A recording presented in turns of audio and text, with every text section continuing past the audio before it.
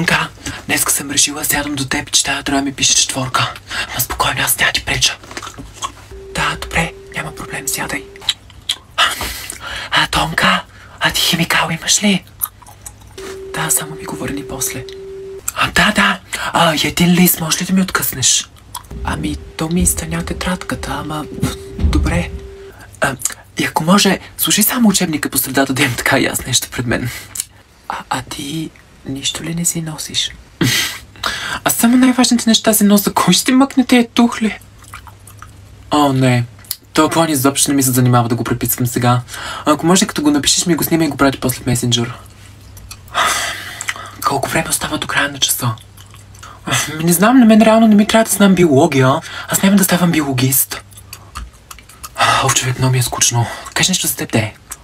После ще ти кажа, като свърши часа. Ти, Тонка, що така ще птиш, бе? Нещо на гласа ли ти има? Защото сме в час. Не искам да ми се скарат. Госпо, не е вашия предмет най-важния. 3? Моля! Вижте колко хубаво съм написал заглавието ви, госпожо. Поне 4 ми пишете. Значи 4 и сте най-яката госпожа ever. На дъската пред всички. Не, 3 ми пишете.